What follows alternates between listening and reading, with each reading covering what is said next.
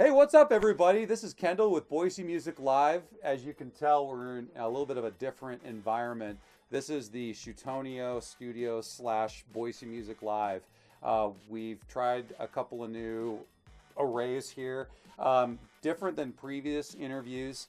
I think it was Scott Charles, where we did it in the studio on the other side of this wall, and I felt like we were very intimate. I mean, I love Scott to death. But what is exciting about this is our feature for Boise Music Live today is to talk to Randy. Do you go by Randall? No. Randy King, of many different facets. Local chef, a creator in the musical space, both as recording material, writing material, and also I have the privilege. I don't know why I said that with a question mark, of being in the same band with you. And so this is not going to be Kendall and Randy of Whiskey Mountain. This is going to be Boise Music Live and hearing a little bit about what's been making your journey pretty special.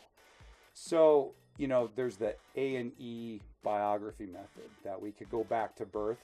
I don't know if I really want to do that unless you want to talk about any childhood elements that may actually make Randy who he is I today. was 10 pounds, 2 ounces. Okay. So if you want to go back to birth, and buy my mother a Mother's Day card. So it's a big baby. They did try to swap me when I was born. They caught me. I went to high school with the guy they tried to swap me with. He was named Andy King. We had the same birthday. Okay. But he was a 6.5 pound baby, not a 10-pound baby. My mom knew the difference. So that's good. There we go. We A&E'd it. Now we can scoot forward 20 years. No, let's say 13 years from there. I started playing music in 1994 when my cousin showed up to my house and started talking to me and really encouraged me to kind of go down this path. We were really good friends. He's about 4 years older than me, so he was a continual bad influence, good influence on my life, as in like the first person that I ever smoked weed with. He also got me, I wasn't much older than 13, and he also got me into music. So good and bads are both inclined there. So that was right when I think every third high school kid wanted to be in a band. Nirvana had just blown up. I remember I was young enough to recognize how important Kurt Cobain was, but not so old that I knew the detriment to the community, because I remember I got the news and I was bouncing on a trampoline. Right, so that's like the age that I was at, and so from there I started playing guitars and picking up drum sets and played there for probably almost 10 years. Played music in some variety of capacity, and then took a long break. Yeah, and so, we'll get to the break here in a second, but I never want to make these interviews about my story, but I say this quick story just to see if that's something that maybe started discovering sounds and things that are interesting. I grew up in West Boise, and it was a treat to get to go downtown to go to the record exchange. And, age 12, getting Ride the Lightning, getting Master of Puppets. And then fast forward a couple of years later, my cousin leaves behind his CD wallet. He was a total Gen Xer. He was in his late teens, early 20s. And he left behind a CD wallet of like Helmet and Pantera. And so this 14-year-old kid, he's like, what is this? And so that pretty much set in motion everything I feel like I'm still experiencing today by those fabrics that kind of got laid in those early years. So what were you listening to that maybe was private to you, or like what sounds were you trying to kind of gather as experiences during those teenage years? So I'm going to back a little before teenage years. So my cousins, a couple of different other cousins, AC/DC till they die, to the point where my brother has an AC/DC album cover on his chest as a tattoo. Wow. Right? So AC/DC fans. So that, from like a hard rock perspective, if I could get anything I record or produce ever to sound like Back in Black, I have won the goddamn lottery. So we'll start there, right? Then comes the revolution in the sound, where everything kind of changed. It went from the hair metal and the stuff, which, don't get me wrong, I fucking love Dokken, right? But who doesn't love Dokken? Right, or Sebastian Bach, or any of those folks, dude. They're fucking great, right? So Nirvana changed the world, right? And I remember vividly the first CD that I ever bought, and it was Green Day's Dookie, and I think I was 13 years old when that came out in 1994. And I got some stuff for Christmas. I took it back, went to the record store in the Karcher Mall in Nampa, right? And bought Dookie because I had seen Freaks and Weirdos on MTV. I saw the music videos for Basket Case and When I Come Around, and when I did that, it was like, holy shit.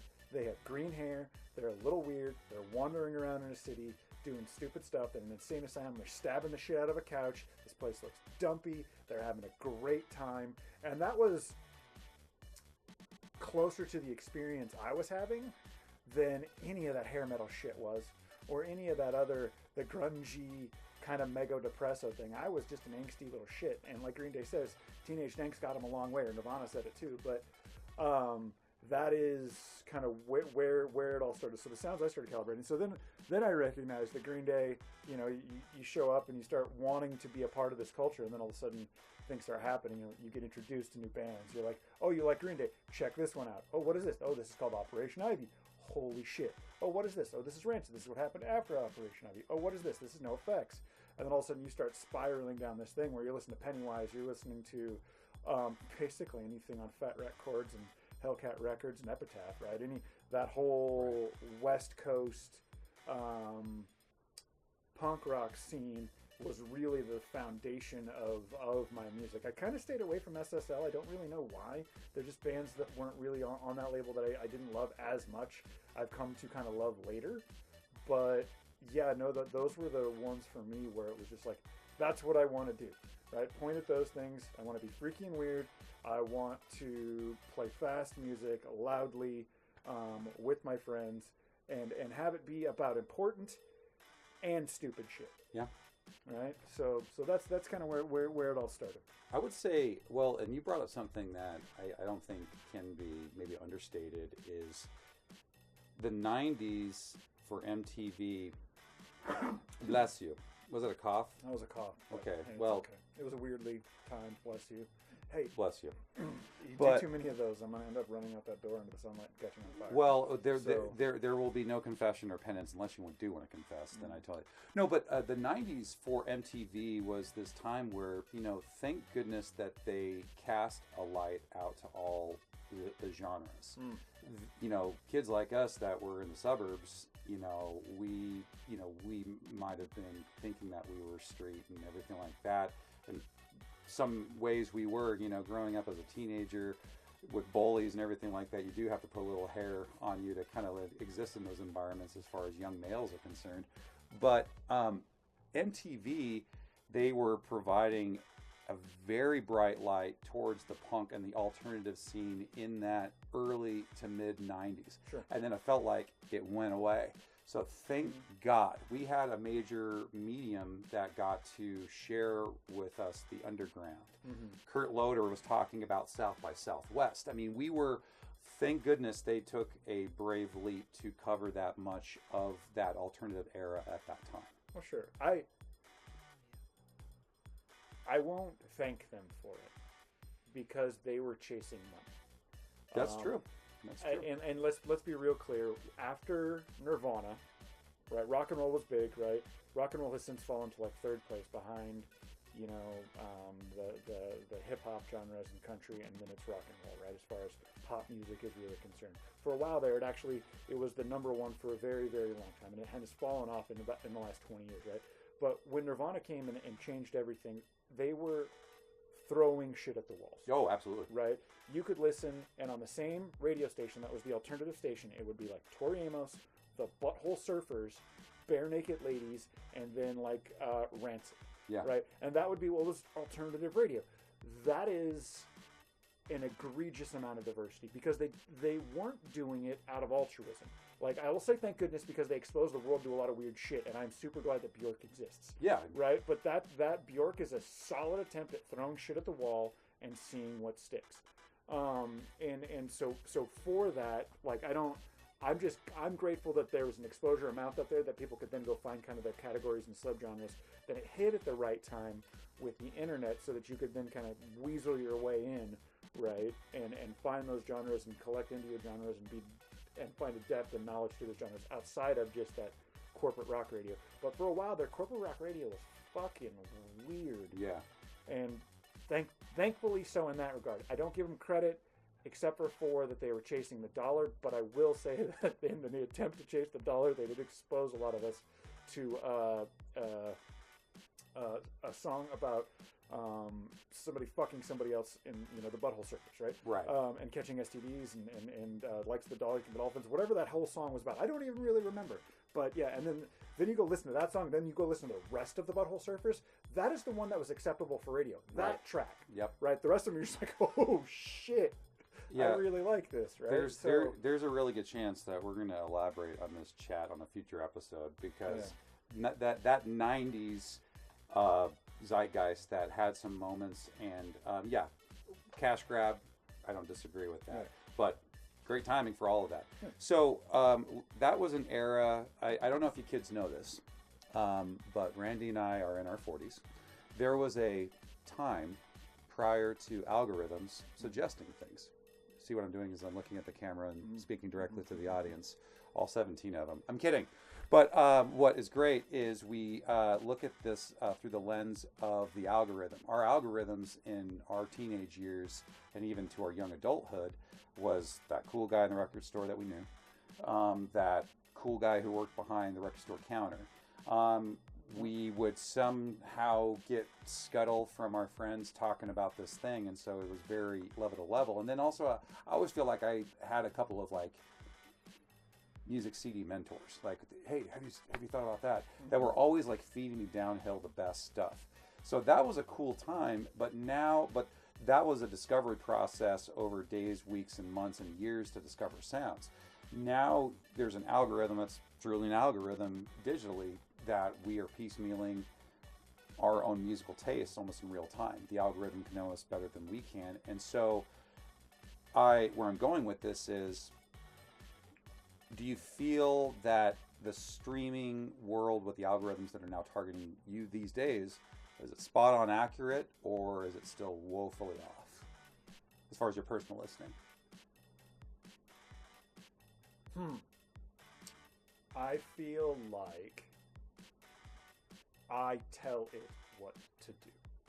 Okay, so my personal listening, I actually don't let it recommend much for me. I know that sounds kind of weird, but my approach is more go find what I'm looking for and then come back, and then every now and then I'll listen and hear stuff, and but it's usually not attentive listening. And so in that regard, I don't have a giant algorithmic thing from a musical, from a Spotify or for an Apple playlist standpoint. I don't actually have a kind of a giant algorithm out there feeding that. Now, your Instagram Reels and all of that other sort of stuff is very, very much fed. And what I've loved to do with that algorithm is feed it kind of localized to hear content and then smaller band stuff. So I like a lot of, on my personal page, a lot of kind of smaller independent bands that are kind of in that small medium range, right? Because then what it does is helps inspire me for what things that I could do in my band, right? And I think that's really where I'm reaching for is that side, because I could go out and I could like Green Day's Instagram page, but there's millions and millions, right? And I still love that band to death. I've seen them now a couple times, but I really find the value more in the newer music and in the kind of small to medium sized bands that are trying to get into those smaller festivals, maybe the 300 cap rooms, doing those smaller tours, because they're the ones that are really inspiring to me right now, more than just what the algorithm will feed me if I go pop on my Spotify or my Pandora. Well, that flows into the thing that's really exciting. about the streaming world is we can, in a way, make our world smaller by these bands from Boise, Idaho, and even places smaller than us can play on a digital stage, and we might be so lucky that we do capture somebody's ear. I was lucky when we worked on a couple of projects together on getting some digital streams out there, and it was weird to see Germany, Buffalo, San Antonio. Okay, that's cool. Right. So, you know, as much as we think that we're being these jokers in the garage for rehearsal, I mean, we are, but there's a few people that kind of pique their ear, even if it's a couple of streams. That's pretty cool. Yeah, no, and I love it, and it's this interesting. I actually wrote a little bit about this the other day. I write part-time too, and I wrote. I've been writing for years and years on the outdoor industry and hunting and fishing and cooking, kind of my other side stuff. But I wrote a recent thing the other day about gatekeeping. Right, it used to be copies of your stuff, right, that you would feed out, or you'd go make copies of handbills, leave them at Blockbuster, take them to the sub at Boise State, tell all your friends, make sure there was a keg there, and it was $5 at the door, right? That's how your band got heard, right? And now, and you never really expected Sub Pop or Hellcat or Epitaph or anybody to give two shits about you, right? Yeah. If some people got signed to some smaller labels, right? You know, I remember a band back in the day that we played with several times called Spud. They went off to Portland on a label, right? They tried doing different things, but then that was never really the thing. And now there's so much that you can access with it, right, from that Spotify thing. And so there's about 100,000 different songs that are uploaded to Spotify every single day.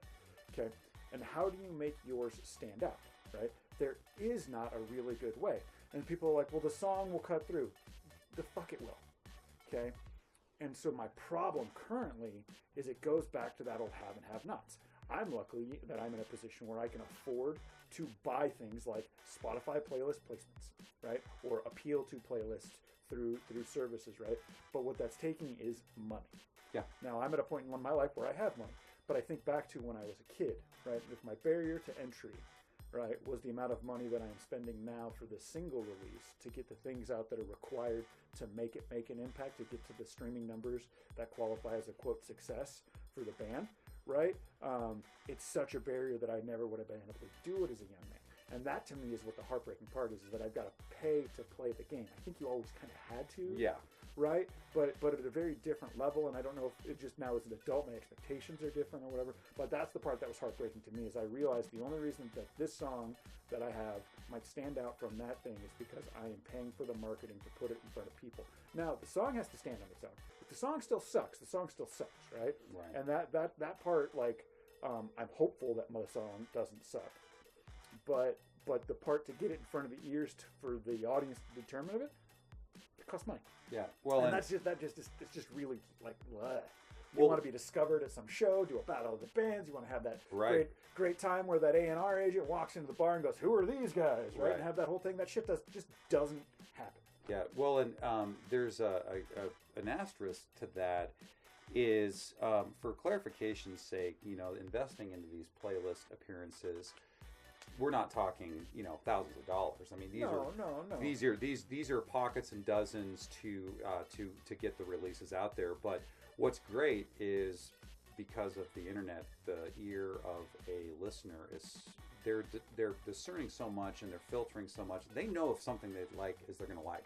So yes, can you get yourself add to a playlist to get out there a little bit more? Absolutely, but it then comes down to is it good or not? Mm-hmm. And so the reason why when you were talking about that, I can't remember who it is, and I don't want to really remember their name to talk trash about them. But I saw two cases actually where it was like this millionaire who was so proud of their talent of playing keyboards that they threw. Like, you know, remember Tommy Wiseau and that movie The Room and just dumping money into something that's not very good. Right. I know people like that. That's not what you're doing. No. But I think back to a conversation that I had with a music person. The Duck Club folks in town will host like music event nights, and one of the kind of the pieces of advice that I got from them off to the side was like, let's say you've got a budget of $1,000. Spend 800 of it on promotion. Spend 200 of it on production. Yeah, fair. Right? Fair. And so he's like, record it in your bedroom. Get somebody for $100 to mix it. Get somebody for $50 to master it. Right? Spend $200 on the production of it because the lo-fi, the rest of it, whatever, that's less important than getting it out. Agreed. Right? And so I was like, that's an interesting ratio. And he's like, that is the world. It is more. If you've got $1,000 to spend, $800 on the promotion of it, $200 on the production of it. Right? Most people invert that. Right. They spend so much money on recording studios and all these things when they matter, but do they matter as much as getting it out there? Because that first one, you've just got to get the attention of people. And we're in a saturated world. We're making more content currently right now for a saturated world, which is hilarious to me. But yeah, there's just a lot going on inside of that whole music genre thing. Yeah, well, and so let's not understate the knowledge that you have as technically you run a recording studio, but also you yourself developed that business or that outlet for many other creators in the market because you were a DIY guy who just tinkered and figured it out. So talk to us about the recording side, and you'll love for that. Blame it on COVID. So back to what would you call it, the Dateline or the Lifetime movie, or what was the the A&E special. The A&E special. Yeah. So get connected. 15 years old. I go to my cousin. He's in a band, right? I'm not allowed to record in the studio. I'm jamming with him just a little bit, and we end up at the audio lab in Boise. And we walk into this recording studio. There's the desk with all the analog equipment. They're recording to 2-inch, right? There's the big glass, the talkback. My cousin and his drummer are in the other thing, playing like a local H2 piece, right? They add the bass on later, right? And they're playing the whole thing. And I'm sitting, I'm just there observing on the couch. I'm with my cousin's girlfriend, right? Like, he brought his girlfriend because of course he did. And so I'm in the couch and I walk into that room and I'm like, this is what I want to do right here, right now. This creation of this music, I don't know what's going on. I can't hear what they're talking about when they talk about compression. And Steve was talking about how he could hear, when my cousin was playing, he could hear the pick hitting the strings on his electric guitar through the vocal microphone, and it was bugging him, so they made him to go do a new take. My cousin had to sit there and pretend like air guitar play because he never sang the song, right? And so this whole thing has just got baked into my head, and I told myself, I was like, hey, I'm going to be a musician, I'm going to learn how to do all this stuff, and eventually what I want to do is I want to own a recording studio. So I got microphones. I became kind of like our techie for our band. I figured out how to loop karaoke machines so that you could do a drum track and then layer on top of it your guitars at one take, and then layer on top of all that your vocals. So I was doing basically a 3-track mix down, and all of our initial demos came from the karaoke machine. That's cool. Right? Went to another studio with my band and just started really doing this thing. And then so that all stops. You have kids. You have the whole bit. Life happens, right? And I ended up staying a chef as my actual career. COVID happens, and I'm like, well, a lot of people are doing a lot of reflecting at that point in time. And so my reflection is like, what do I want to do now that I can't? I had a traveling job that was no longer allowed to travel, right? Right. So I just informed the wife to probably avoid looking at the Amazon account for a while. Yeah. And me and Home Depot were going to get to know one another. And I went and cleared out a third bay, bought a shed, and built a recording studio in my garage from the ground up. I mean, I literally, when I say from zero knowledge to where I'm at now, started off, and I didn't even know right questions. I went in and I wanted to buy a mixer to record on. And the guy's like, well, what are you going to do with the mixer? I'm going to record on the mixer. He's like, to what? And I was like, I don't even understand your question. He's like, how are you going to get this noise that's coming through the mixer into anything? You need an audio interface. Did not know what an audio interface was. Yep. Right? We called them sound cards. That's how old I am. Mm-hmm. Okay? They're the same thing. MIDI. Or MIDI. MIDI's a whole different thing. So that's how removed from it I was. I had kept my old Thomas Swingstar drum set with my Sabian 3-pack cymbals for $100. Same ones that I'm still hitting now, right? And my acoustic Takamine Jasmine guitar, right? You saw that one on Friday. So that's all I had really had. So eventually, I go through this whole progress where I got one microphone, one XLR cable, a 4-channel mixer, and it's streaming into my work computer at the time, right? To where then you just start stacking. Like, okay, now I know this. I was recording in Audacity, just starting to really churn your way through it, and eventually it just was like, well, no, I'm gonna go do this. And I bought the right stuff and kind of industry standard equipment. I am no Audio Lab. I am no Tonic Room. I am no Blackbird. Right? That's not even. It's impossible for me to be those things. Right. In my garage. Right. But do I have the equipment to cut a demo and some album quality track for somebody? Absolutely. Yeah. Well, and I mean, there's an ecosystem. I mean, there are, blessed are the producers who have studios that can do it all. But you offer a specialty. You offer a capture, and I mean, I don't think you're coming here to plug stuff, but I'll plug for you. That space has a mixture of the hard to the wood to the soft surfaces. It's actually a very live place to play in your studio, and I think anybody who gives you a shout in general, because of this interview, or maybe just in general, I think we'll be really pleased with the experience. Yeah, it's good. It's going to be a fun. It's not going to be. It's been a fun experience to just record bands, set up, and do the whole thing. And it was a way to meet musicians. And then my wife, and so the studio is where I started, and then Whiskey Mountain, the band we're in, actually was an offshoot of that. Yeah. Right. It was. I have all this equipment. That is not frequently used, because I figured out soon that I basically I didn't want to run a business too, right? Yeah. It is a business, but I don't want to run a business and try to treat it like a business because I've got a good job, right? I don't need to do this, but can I use this as a borderline charity, as a giveaway, as a way to meet people, to help the community, to provide something that I was never provided, right? Like, so I think to those bands, and I'm like, yeah, guys, come in here. How much is it? It is free. Yeah. $3.99, right? The first 4 hours at my studio are completely free. Why? Because I want you to have a quality recording of your stuff, and I want to record things. So you're helping me do what I love to do, which is track people and track music and create good music, and I am helping you. It is a fair exchange in my book, and people kind of have a hard time with that because everybody else wants to charge for it. And for me, it's not about the money, right? I get it. If I was trying to make this a business, it would be something different, right? But I'm not, right? It's a loss leader. This is, I don't own a boat. I don't have a girlfriend, right? Like I'm not, flying and trying to climb fucking Everest, right? Like my hobby is music, and I want to invest in my hobby, and that's what I'm doing. Yeah, thank goodness. Well, with the Whiskey Mountain factor, I'm going to only prod this because it's a delight to be in this band. But Whiskey Mountain has developed into a live show circus and kind of a creation circus. And let me explain, because it's important, is, what I love working, why I love working with Randy is, your answer is yes. Not everything, but mostly yes. What's really cool about that is you allow these beautiful musical accidents to happen. I mean, a lot of times the demos I've received of materials that you've come to me with, they evolve, but you take everybody's input to evolve them, which is really cool. So talk about the Whiskey Mountain experience. Not the Jimi Hendrix experience. Sure, we're not that. Sure. No, we're not there.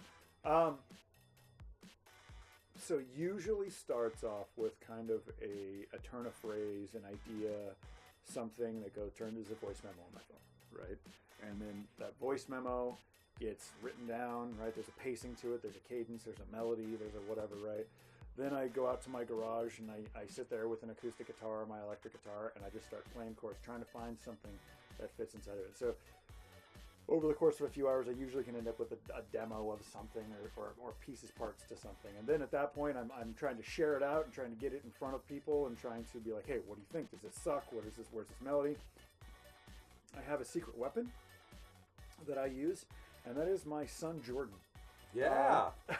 He actually, I can attest to that because we were recording Irish. Yeah. And he was like, you should simplify it. And I'm like, damn right I should simplify it. Right. So I will, track and I will get things kind of made and melodies created and things like that. Jordan, what is this? And he's like, have you tried a counterpoint here? Have you tried going to the A? Does it resolve to this? What key is it in? Could you go out of key here to add emphasis on that? And so I use the skills of an actually musically trained individual who just conveniently happens to be 15 and living at my house right now to really help out with the musicality of things. Because given my druthers, it's 4 chords and a distortion pedal. Yeah. Right. And so that's where everything kind of almost always starts there anyway, and then it just starts building upon it. So then it's where I used to try to write drum parts, and I was like, nope, I got drummers for that, right? And then it's like I used to try to think about keyboard parts or whatever. Nope, I got a keyboard player for that. And so then it just starts to become kind of this push and pull of like, here's the core, right? How can you all from this core iterate out to what does the beat need to look like that's additive, right? Because that's at the end of the day, and if there's anything just from a drumming perspective or whatever that we can talk about is, does it add to the song? And does it add to the story that the song's telling? If your beat isn't adding to the song that the story is telling, or if you're playing too much, or if it's over symboled, or if it's whatever, and it's taking away from the story that the song is telling, it's too much, right? And I haven't had to coach too much in that direction with most of the band members at this point. But but there's also times where I'm like, "Are you over playing, Kendall?" And you've been like, Well, secretly, I want to be just as cool as Mr. Fly's drummers. Shout out for sure. But does it serve the song? No, and I think that's the question. Totally. That's where it's got to go to me. And there's not been a point where I've had to say it too much, but I have said it gently a couple of times. Totally. Been like, "Are we? How many times in a song do you need to hit a crash cymbal?" Right? 120. 220. Right? Yeah. How many measures are there? Yeah, it's like the goal to beat the F word record on the Big Lebowski. That's how many times can I hit a cymbal in this song? Right. Well, but you know what I'm saying, right? Like at some point in time, you think about like what is Bob Dylan's son, Jacob Dylan? Yeah. Right. That super famous Wallflower song. Not a cymbal. I'll have to listen to that. Go back and listen. They never once. It's just. Well, he's playing on. Yeah, okay. He's playing the hi-hat, so he does a couple of rolls on the hi-hat, but there's not a crash. The music video, there's not a cymbal. It's one of the only pop songs that's ever made it as far up as it has, and there's not a cymbal play. But you don't even remember, right? So you think to that, and so what cymbals do live, and what all the things can kind of measure through, and it's like, is that a good guitar part here, or am I talking here, and that guitar part needs to be for when I am not talking. Right. And so those are the sorts of push and pulls, and I think when I'm looking at things, and so that I've got to think about when I send it off to get it mixed, when I'm writing parts, right? Is a noodle here the right point or not? Right? Is it additive or subtractive with the story of the song? Totally. Well, and everything is good. Songs have tasteful elements, but you actually have to find the layered, simple elements to make that musical basket of the weaving that happens from it, and it does take a group effort. I mean, there are you're the reason why these songs are so fun is you actually come to the table with a very structured outline, and sometimes there's not a lot of ambiguity of where the song's going, and so it's appreciated that you then just kind of let the environment shape the song, which has been fun to be a part of. One last quick aside, and I want to hear about the Whiskey Mountain experience, and because some of these stories of this band predates me even. But the whole thing is we were sitting around having our band meeting, and we were talking about 2 songs that we wanted to bump forward to start working on. Darren said, we should see if that one sounds better 20% faster. And what did I do? I put that MP3 into my timeline. My laptop was still plugged into the computer or through the sound system in the studio, and I was like this? And we were like, hell yes.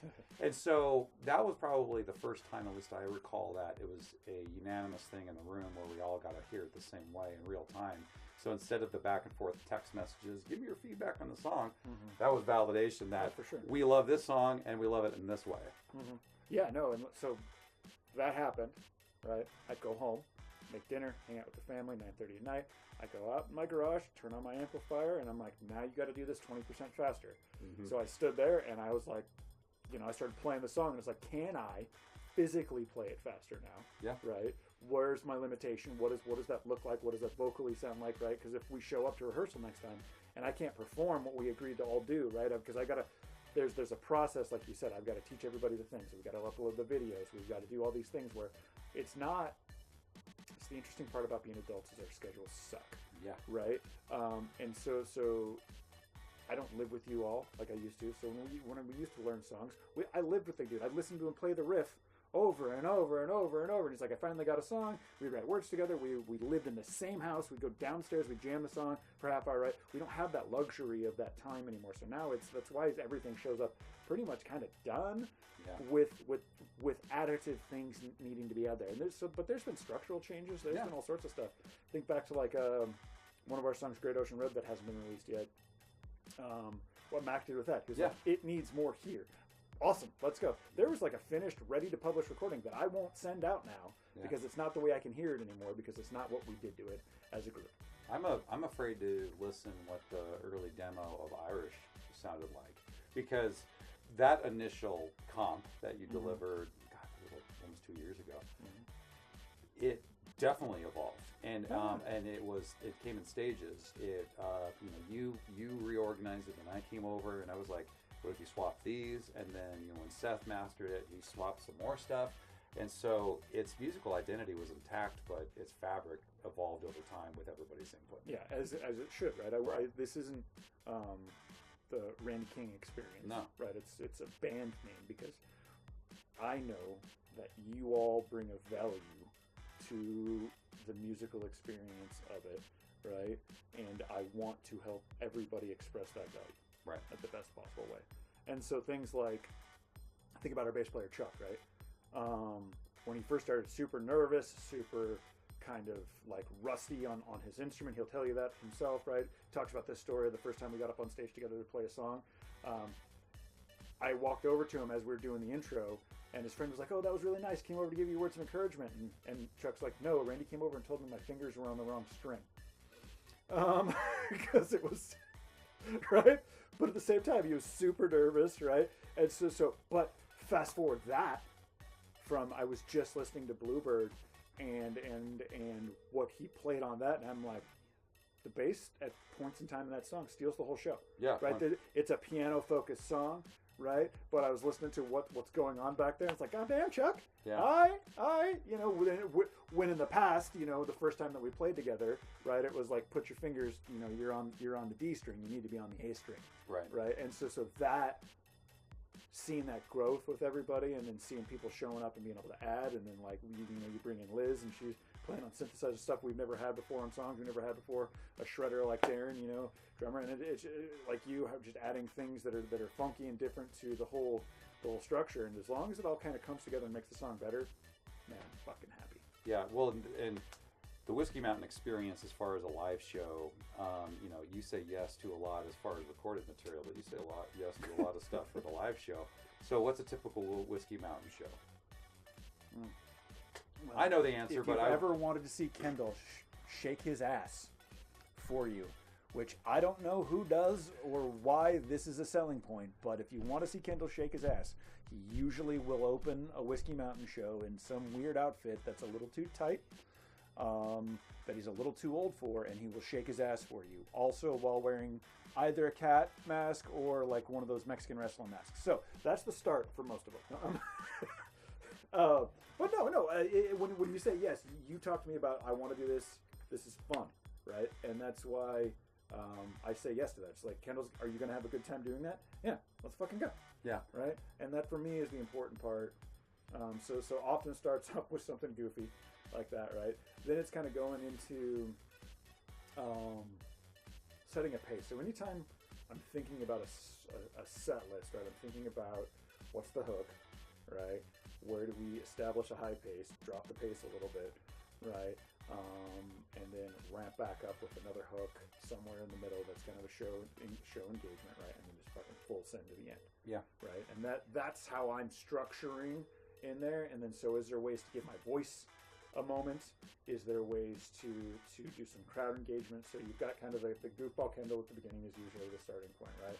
Start off with kind of one of our bigger bangers, right? Work through some of the, not quite album tracks, but not also songs we've released as singles, right? That kind of keep that momentum going. Drop the momentum a little bit. We usually do something fun in there where you're coming out with the snare drum, I'm playing some drums.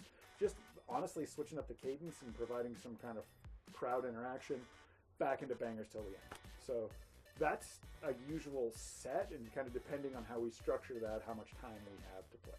Yeah, and that's always the fun puzzle because inclusive of that band meeting that we had last night, we're planning for a long set and a short set within days of shows of each other. Yeah, a day. Yeah, next day. Yeah, Whiskey Mountain likes to do those things where we go on break for 5 months and then we book a ton of shows and play that crap out of those, but I digress. But let's talk about pluggable material. So I'm going to see how much you know about our band for the next couple of months. I know about the live shows, but you don't want to forget to talk about this thing that's in your life called a singles release. Oh, for sure. Okay, so what you want to know? Well, so let's talk about some upcoming shows. What shows? What dates do you know? We have 410 and 411. We're opening for a bunch of metal bands. Yeah. Which there's like this dancing monkey component to what we do, which insofar as we're never as heavy as any of those metal bands. We're just not. That's not. I don't want to play that music. I like that music, but it's not something that I embrace as part of who we are, right? They see us and they go, aren't they cute, right? And aren't they having a good time before they get up there and growl and make noises that sound like children are being peeled, right? And so I love that part of it, right? But I think that we get included on those metal shows, and I find it just hilarious because they think it's just kind of this, I wouldn't say cutesy, but like an engaging rock show that isn't as intense as what they're doing. We are literally the comedic relief to start the show. We are the jester. We are the fool. And so in that regard, I'm like, Brad, all right, let's do this. Let's full send, right? Let's lighten the mood before they get to, the baby eating. Yeah. They don't eat babies. Metal music is not about I know, eating they're the babies. nicest people when they are not up on the stage making it seem like they're the meanest people. Have you ever heard of the band Gojira? Yes. You know what? Their songs actually talk about the environment. For sure. And, they don't just talk about eating babies, Randy. Sure, okay. I also will argue that tone matters in delivery. So you can be talking about loving trees, but if you're doing it in such a bass vocal way that it sounds like you're tearing every vocal cord that you have, I'm still a touch scared. Understood. So that said, we're playing a show on the 410, 411. We're playing a couple shows. We're going on a little bit of a mini tour in June, headed down south. We're still trying to find one more show to add on to that date. Hopefully going to play a couple things like Boise Music Fest here as well. So we've got quite a bit kind of for the summer and the spring, and then nothing planned yet for late summer or late fall. But we've got probably 4 or 5 shows in the dock. You can find all that stuff out on our Instagrams and our pages there. Probably more important than that, though, for me right now, and not that shows aren't important, is we are releasing a single called Bluebird, and that one has got a lot of my focus and attention. So it's an interesting thing. You write and record a song. I think I started writing that song over a year ago, right? I recorded the piano track that we finally heard. Amy Trail recorded the piano track that we finally heard last summer, so it was June-ish, right? And then it's been that long. It's been all the way until now to get it out, and it's taken that long because there's a mixing and mastering process. There's getting the drums right. There's getting my vocals as good as I can get them. There's getting the guitar parts right. There's getting all that stuff. There's getting the content behind it. There's getting the artwork. There's getting the pre-releases out on the streaming services. There's getting the placements beforehand so that it comes out, it's got a bang. It's getting the media behind it. There's this whole churn that has to happen on a proper single release, and we've never really done that yet. We had a little bit of it with our first real single of "I'm Not Irish," and so we're starting that kind of process and churn now, trying to get out on more college radio stations across the country, and just seeing how far we can take that little nugget with Bluebird. Yeah, well, and I know the stories, but you've given the version that's in a press release that I'm privy to about the roots of that song, and it's funny, but it's not. But I mean, I don't want to steal the thunder of you telling the stories, but but then you tell me a little bit more detail of this conversation that created this song. It's there's a lot of layers going on with what people actually can kind of take away from this song. Yeah. So there's 2 competing philosophies, right? There's the one where the lyricist tells you exactly what the song is about, and there's the one where they're like, "Oh man, you just got to make your own interpretation, brother." Just like, fuck that. So the song, came from a text message I got from my cousin. So my cousin is dealing with some mental health stuff on her side of the family, and there's a hoarder in the family that's kind of patently refusing to get rid of a house full of shit, right? And it's in its old magazines. It's literally the hoarder symptom is problematic and has been problematic generationally in this family. So my cousin was trying to help out, and she was working through this problem, and then she ended up texting me something, and when I read it, I was like, oh, well, that's a song, right? And she texted me, I'm the patron saint of dads with OCD, right?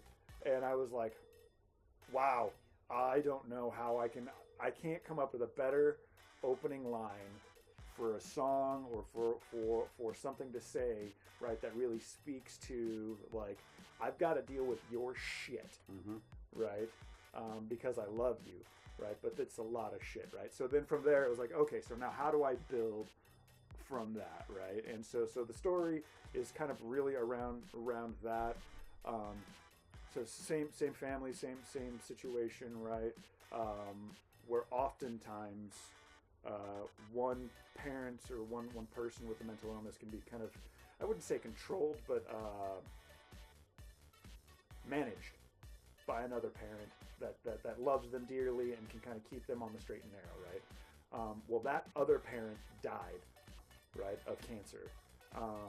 And so when that happened, the other one kind of went off the rails. It was always a guarded situation, but really those two together were kind of what made the sauce, right?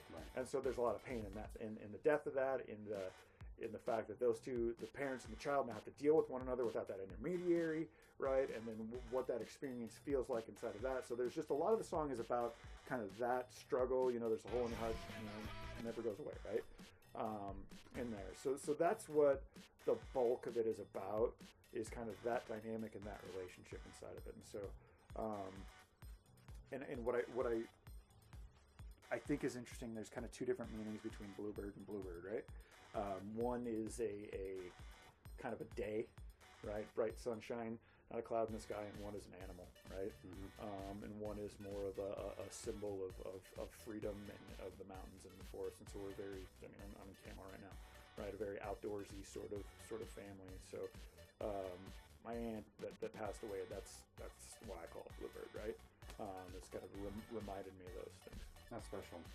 Well, and it's I think I mentioned this to you before, where nothing is more punk rock than aging and dealing with the new there's challenges. There's no effects song about that somewhere there. Well, and but the thing is, I mean, not only, you know, you and I are kind of coming into this age where, you know, a lot of our older family members, you know, be it, you know, one degree or, you know, cousins and aunts and uncles and everything like that, we're starting to be in that age where they're going away, or they're getting older and watching their challenges as they're getting older, and then we ourselves are getting older. And so, you know, you and I are a lot alike, that, you know, we still identify ourselves as those punk rock kids. And so, you know, there's a denialism. Until I'm around a bunch of punk rock kids, then I'm like, I'm an old man. Yeah, I know. I'm still a denialist, but that's okay. But no, it's important that what I love about this song, is to point out, is it's cathartic. It's cathartic for you, and hopefully, if people like it and get behind it, hopefully, you know, it's the acceptance of grief and loss and everything like that. And it's also, you know, people are going to change, and, you know, change is absolute. And how are you developing that resiliency to deal with those changes as you watch some of these things happen? There's an interesting point. We do it now, like you were talking about changing, right? And I think that this is kind of where we'll put a pin in the interview after this. Hey, who's the director here? I am. I'm looking at how much time we spent. I know. 49 minutes. Well, and the thing is, you know what? I'm gonna fucking storm out of here right now. You son. Okay. Well, no, the thing is, this is what happens in the business, is when there's beautiful moments happening here and there's content to be gathered. This is gold. This is gold. You gotta get the king finger. Well, so you know. So can I tell my fucking story? Or what? No, you can't. Okay, as long as you're putting all this in the thing. Right? Yeah, it is gonna be here. Exactly what I want. I told you it's unfiltered. So we're doing one thing right now as a band that we don't do on the recording, which I think is an interesting fact, right? So on the recording, we play all the way through Bluebird, and when you're playing in a specific key, you tend to finish a song on the chord that the key starts in, right, or that the song starts in, right, and that's called the resolution. Okay, on the recording, right, we do not resolve the song, and that is intentional. Oh, Nikes. It ends on the little riff, right, and because it's never really resolved, right, and you never really know what's going to happen. Things are going to change, right. When we play it live now, the band has organically started resolving, right? We play that little riff at the end, and then we hit one last chord, and that last chord, everybody organically went to it on their own, is a G chord to resolve it at the show, right? And for me, the reason I think that that's important is it's something that we knew it wasn't resolved. It felt like it needed to be resolved. We play it now, and then as a group, we were like, no, we need to resolve this problem. Right. And so with that, fuck you very much. We're going to call the interview over. No, I love this. Well, because also, we're dealing in production called timing, and but it has been a delight to hang out with you today. And find Whiskey Mountain online for sure. Depending on when this interview comes out, there's a pre-save link of where people can find the Bluebird advanced playlist that you can get on. It comes out 3/13. Yep, March 13th is the date, and I'm excited for it, and I think it's going to be a pretty fun Friday the 13th. Hell yeah. For the whole release. Well, Randy, thanks for coming out. So if you haven't, this is what we do. There's going to be many expletives after this. I know I told you could swear at the end of this, but I've tried to withstand that. But thanks for following. We'll see you on the next one.